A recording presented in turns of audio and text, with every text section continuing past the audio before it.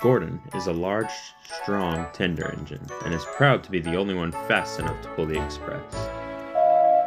During the rebuilding of the branch lines on Sodor, many engines were asked to help in different parts of the island. Hank, the large American engine, was one of these. He had been on the island for a few years, but was only ever really busy helping pull heavy important goods trains. One day, Gordon was resting in a siding at the big station, waiting for his noon train, the Wild Nor'wester. "Nothing like a good long rest after a thorough stretch of the wheels," he sighed. Just then, Oliver puffed into the station in a hurry. "All right, and there are Hank's coaches."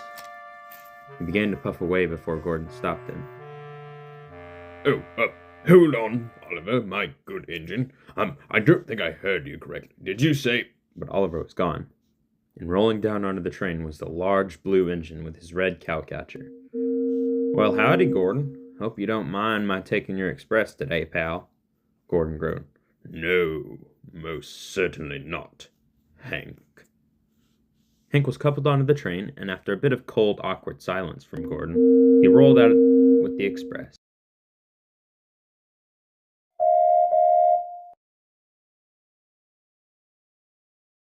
"Gordon, here are your trucks," Gordon hissed.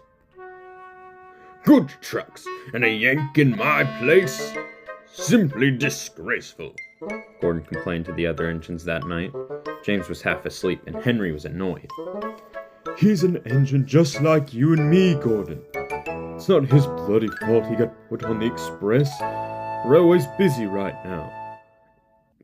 Gordon harumphed. "But Henry, you must understand, if you were shown up by, of all things, an American engine, wouldn't you be infuriated?" Henry yawned. "Gordon, Hero pulls the flying kipper almost as much as I do. I don't care that much." Gordon kept talking, but the other engines went to sleep. He was coming up with a plan to pay Hank out. Next morning, Hank was resting in a siding being oiled and cleaned for his next train. Gordon puffed sneakily past him and up to the platform. He spoke to the station master. "Oh, yes, you there. Excuse me. The Fat Controller has asked me to inform you of a schedule change. The express will not stop at Wellsworth today." Gordon looked in anticipation. The station master looked at the driver, who scratched his head. "Search me." Station master reluctantly complied. "Very well, then." Gordon then hurried to the siding. "Hank, my dear engine, there you are. The express is running late. You must get going." Hank hurried over to the platform where the coaches lay before he got the chance to take on water. "Oh, heavens to Betsy," he chuffed, scrambling as everyone was getting on board. Gordon smiled mischievously. The guard blew his whistle and Hank bustled away from the station. Gordon steamed away to the shed.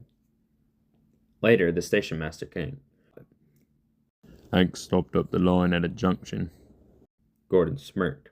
"Pah! So what? He's a strong American engine. I'm sure he's quite capable."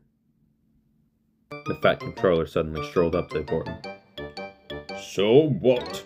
Strong words coming from the reason Hank is stuck in the express is a half an hour late to its next stop." Gordon looked hurt. "Hank didn't take on water, and if he isn't moved soon, there could be a terrible accident." Gordon looked mournful and immediately rushed away to save Hank. He soon found him at the junction near Elsbridge. "Oh, hey there, Gordon," he huffed. "Running a little dry here." Gordon groaned. "My fault. I played a trick on you. I made you think you were late and didn't let you take on water. And now you're stranded with the late express. How would you ever forgive me?" Gordon groaned. Hank just laughed. "What?" Gordon said, puzzled. "I get it, Gordon. Nothing to get your couplers in a twist about." Gordon looked puzzled, but then it changed to determination. "I shall take you to the next station, my good engine." He backed down onto the train and pulled Hank the rest of the way to the next station, where Hank had a drink, and he and Gordon took the express onward. That night, Hank and Gordon talked. Gordon, you know there's a story about your designer.